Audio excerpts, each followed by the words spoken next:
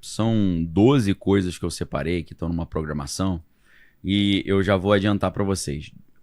A parte 1 até a 4 são coisas que já aconteceram. De 5 a 8 são coisas que estão programadas para os próximos 30 dias.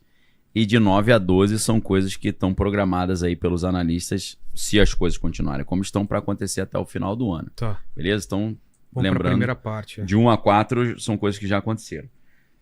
Então vamos lá, vou falar coisas óbvias, pelo menos a primeira que vocês já sabem, né? Dia 28 de fevereiro, o Estreito de Hormuz foi fechado, né? Então começa esse conflito, né? E a gente tem ali um colapso de 97% do trânsito de navios no Estreito de Hormuz, o que é um caos completo, né? E eu já, assim, Estreito de Hormuz é algo que eu já tenho falado há tanto tempo que eu já tô cansado de falar isso, né? Porque eu falo, Irã vai fechar o Estreito de Hormuz, Irã vai fechar, Aí o Irã fecha, eu falo, já vamos para a próxima, né? Mas vamos lá. Passo 2, coisas que já aconteceram. O petróleo sobe, chegou a ter um pico de $175 por barril, chegou estabilizou ali em 120, e aquela Agência Internacional de Energia que a gente já citou, liberou um plano emergencial para o planeta, de 10 pontos, que foi a primeira vez que a Agência Internacional de Energia libera um plano de racionamento de energia para o mundo desde a década de 70. Como é que é esse plano? Evite viagens desnecessárias, não use teu carro, use transporte público, se puder vai de bicicleta, se puder vai a pé, aumente caronas, né? Que eles chamam de carpool, separe um dia sem carro, um dia que ninguém vai usar carro, é só transporte público, fazer rodízio de carros pela placa, igual a gente já faz aqui em São Paulo, a não ser para quem tem carro híbrido ou elétrico, né? Então, isso já aconteceu. Passo 3.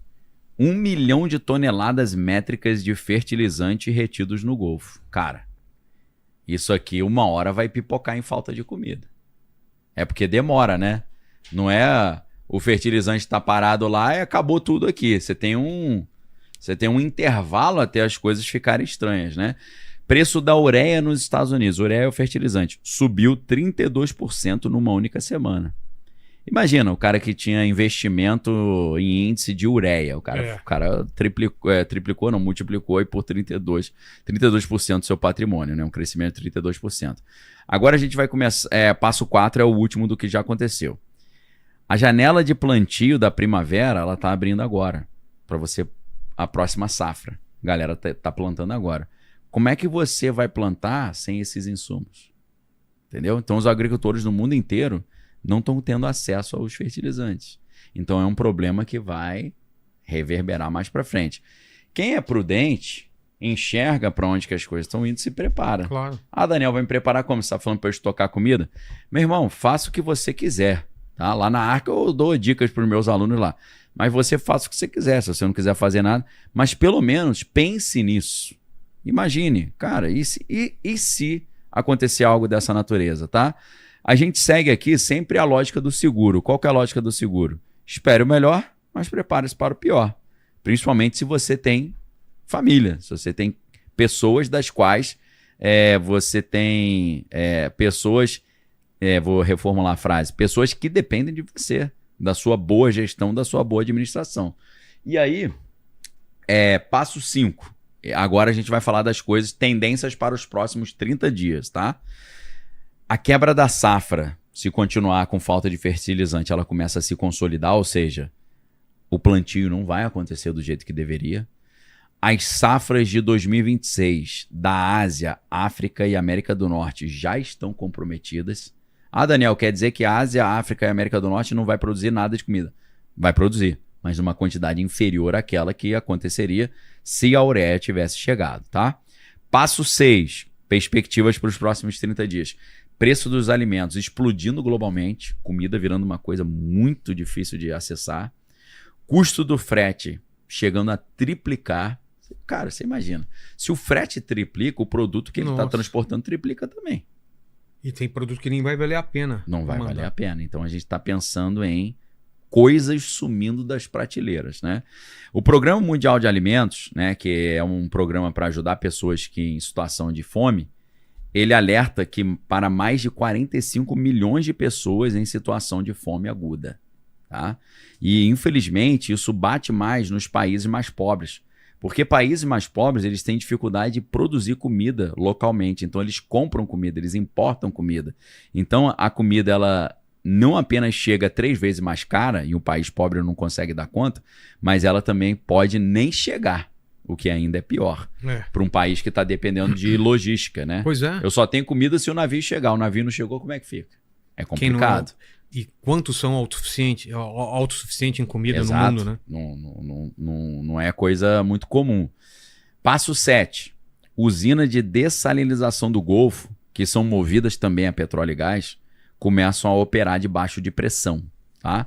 Então a gente está falando de 100 milhões de pessoas no Golfo em risco de escassez hídrica, falta de água, tá? Que é uma situação humanitária complicada.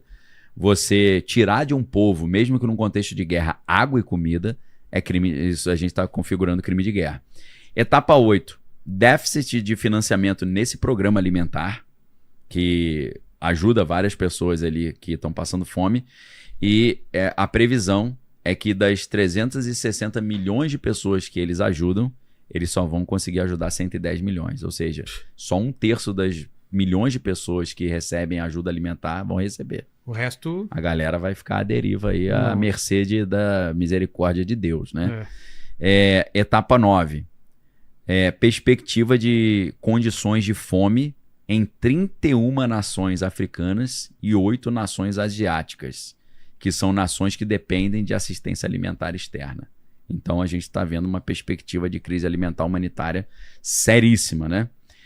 Aí, lembrando que a etapa de 9 a 12 são perspectivas para até o final do ano, tá? Então a 9 foi essa última que eu falei, de 31 nações africanas ali e 8 nações asiáticas necessitando de assistência alimentar externa. Isso é para até o final do ano, mostrando aqui para a galera como é que tem um intervalo entre o fertilizante que está agarrado e a comida começar a faltar. Pois é. Tá? É mais pro final do ano. Etapa 10. A gente está falando de um estresse, ou seja, dificuldade em 3 áreas vitais.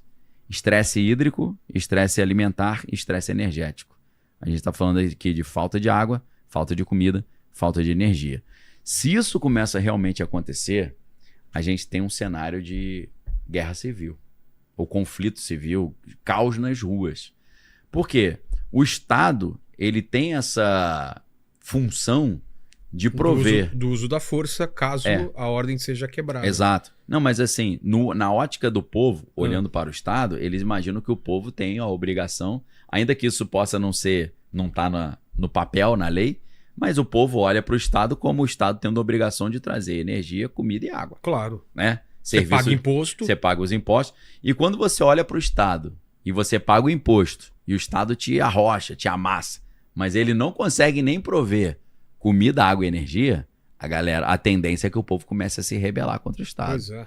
Então já fica um cenário de caos social, tá? Agitação social. Isso pode acontecer até o final do ano se esse cenário aí se consolidar. E aí, etapa 11.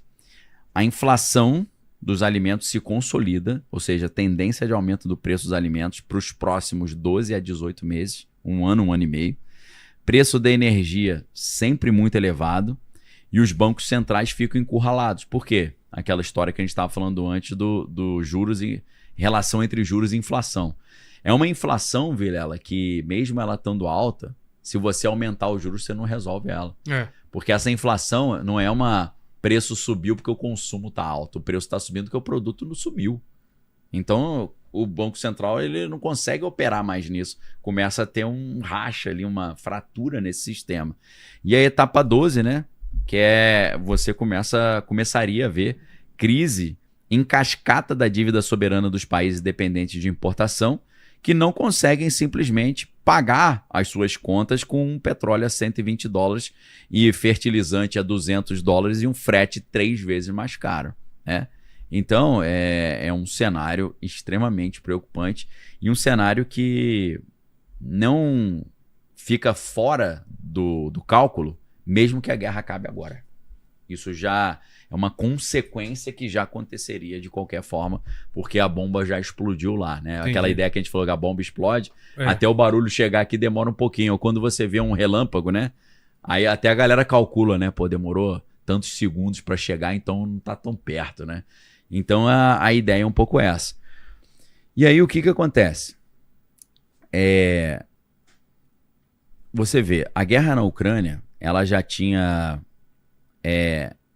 bloqueado uma safra, ela impediu que uma safra na Ucrânia acontecesse, porque o país estava em guerra, e isso causou tumultos por comida em 30 países diferentes, porque a Ucrânia é um dos grandes exportadores de petróleo, de fertilizante. Então, vejam só, em 2022, o caos na Ucrânia afetou 30 países. E agora, o caos no Oriente Médio, ali no Irã, está afetando o planeta Terra inteiro. Então, isso aqui é um cenário complicado, né? Um cenário preocupante. Então, no caso desse conflito na Ásia, a gente pode ter um impacto na safra de 2026 de todos os países, porque dependem de todo esse fertilizante que sai dali, né? Além disso, a gente está vendo um cenário de 100 milhões de pessoas lá no Golfo poderem ficar sem água, né? E isso é muito maior do que os 2 choques do petróleo que aconteceram nos anos 70. E o mais estranho disso tudo, que é a USDA, que é a agência americana responsável ali por relatório de segurança alimentar, o USDA encerrou os seus relatórios de segurança alimentar 2 semanas antes do início da guerra, lá no dia 28 de fevereiro. Os caras passaram a fazer relatório de segurança alimentar porque, de alguma forma ou de outra, eles já sabiam que ia ficar feio você mostrar um relatório que estava todo destruído, né? E aí vem a tese, velho. Aqui a gente vai para uma parte da conversa mais especulativa, tá? Então, um alerta para todo mundo que está assistindo. A gente sai dos dados, né? A gente estava falando só de dados, depois nós falamos ali de perspectivas para o ano de 2026 e agora a gente vai falar sobre especulações, tá?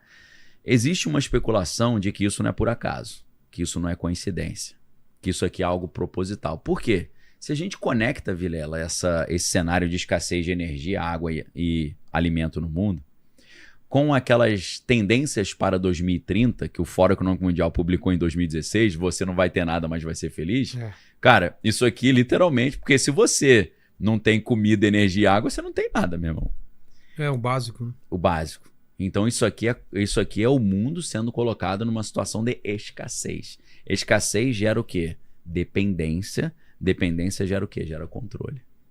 Então a gente está indo por um caminho que, se continuar, significa as pessoas perdendo a sua autonomia, perdendo a sua autossuficiência e perdendo o seu controle, a sua liberdade. A gente fala um pouco do cenário do Brasil, porque tudo que está acontecendo vai influenciar muito na escolha do presidente. Demais. Você já vê que o nível o de discurso tensão deles, quando vier aqui no programa, é. Eu quero ver o que eles vão falar sobre tudo isso que a gente está comentando aqui. Sim. Sobre esse problema de escassez, problema das guerras, como a gente vai se proteger. Quais são suas medidas e planos para isso, né? Vamos atrás de ter uma bomba nuclear para não ficar... Tem que tomar cuidado porque esses caras são mestres em não responder pergunta, pois né? é. Você fala... Eu vi um exemplo outro dia, né? Que perguntaram para um cara sobre e a inflação, mas não foi no Brasil, foi fora. E ele falou, vocês viram que...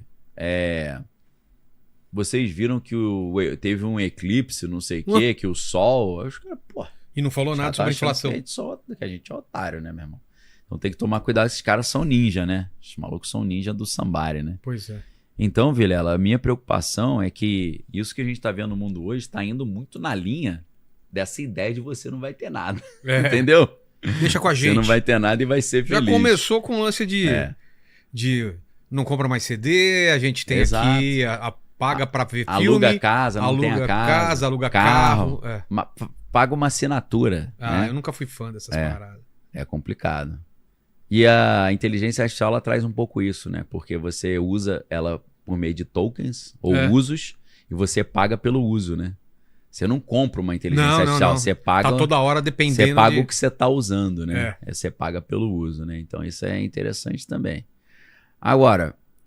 os iranianos, eles falaram que se eles realmente foram atacados na sua ilha de Karg lá e a produção elétrica deles, o próximo alvo dessa guerra serão as instituições financeiras americanas.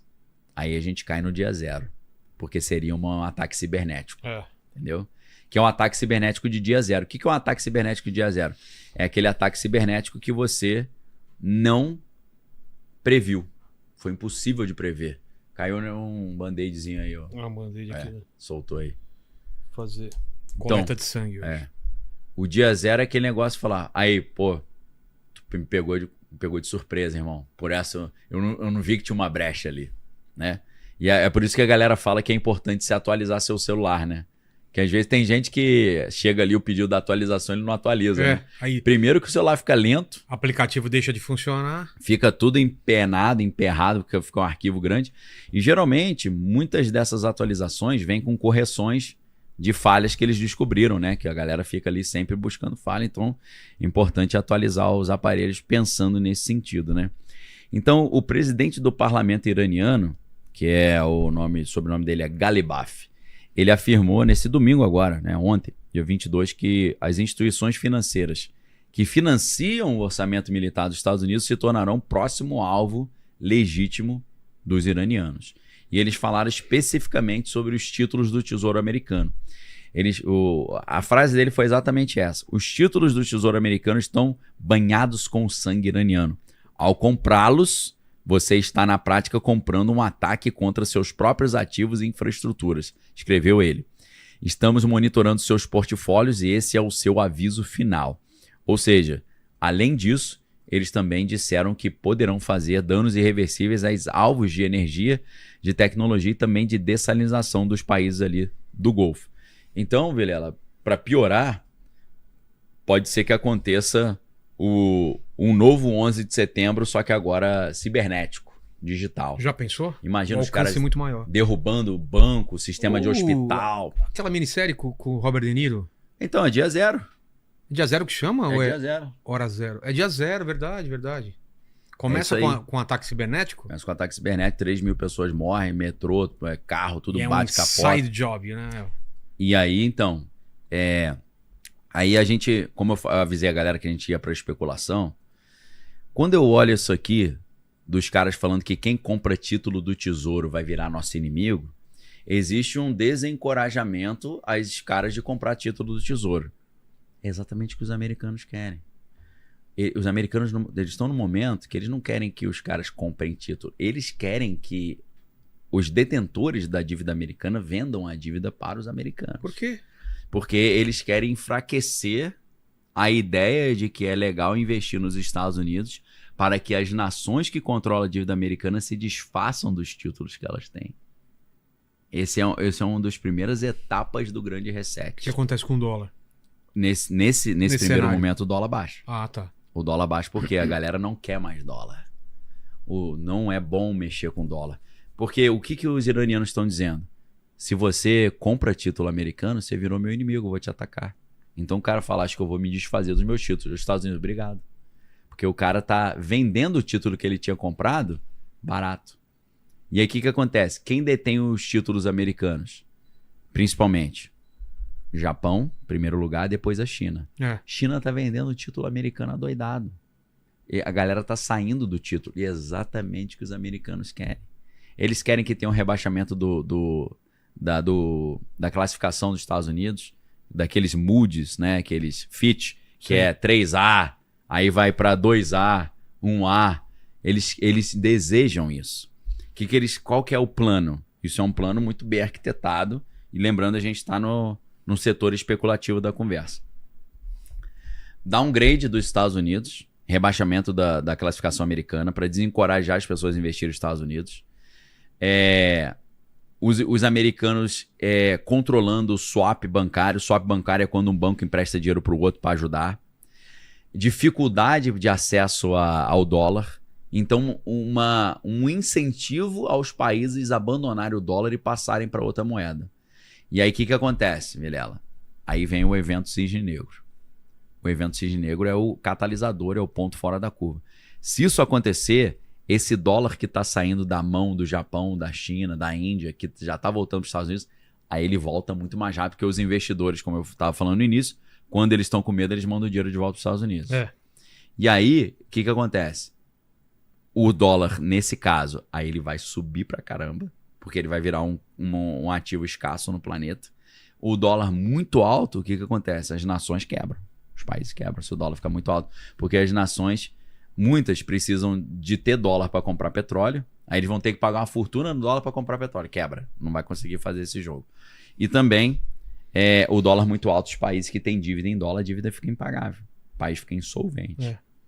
E aí o que acontece? As nações quebram e os Estados Unidos voltaram a assumir o controle da sua dívida. O que eles fazem? Eles recompram a dívida baratinho, a dívida impagável de 39 trilhões de dólares, imprimem dinheiro pra caramba e eles conseguem fazer o quê? Sair por cima, enquanto tá todo mundo quebrado, e nesse momento eles fazem o grande reset. Eles resetam o sistema.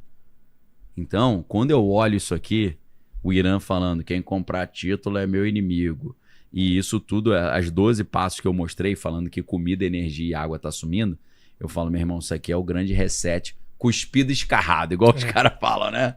É só você pegar o livro do Klaus Schwab, Covid-19, o grande reset, que você vai entender. Tá ali explícito.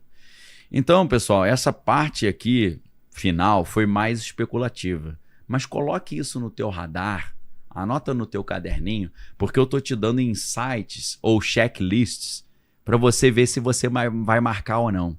Se você começar a marcar crédito americano sendo rebaixado, os Estados Unidos controlando linha de swap, né? E depois você vendo esse desencorajamento das pessoas investirem nos Estados Unidos, você pode ir sentindo que está indo para esse lado. E se acontecer o novo 11 de setembro, seja ele cibernético ou com bombas, meu irmão, aí você pode saber que isso aí vai ser muito acelerado. E esse é um plano para os Estados Unidos saírem por cima, fazerem o grande reset, e ao fazer o grande reset, eles continuarem sendo líderes do novo sistema global. Você reseta o sistema que estava desfavorável para você continuar no topo. É o que Donald Trump estava programado para conversar com Xi Jinping agora em abril. Pois é. Só que ele cancelou a conversa. A conversa seria exatamente essa. Eu dependo de você, você depende de mim. Se continuar do jeito que está, a gente vai ter que ter uma terceira guerra mundial e um caos nuclear destruir o planeta. Vamos achar um caminho para a gente combinar de nós continuarmos mandando no mundo? Só que em vez de você querer mandar no meu quintal e eu querer mandar no teu, eu saio do teu quintal, você sai do meu, você manda no teu quintal, eu mando no meu, a gente não precisa mais brigar. É isso que eles estão combinando, ou seja, eles estão criando as 3 grandes zonas que a gente vê no livro 1984. Oceania, Eurásia e Lestásia. Rússia comandando a Eurásia, China comandando a Lestásia, Estados Unidos comandando a Oceania. Esse que é o plano.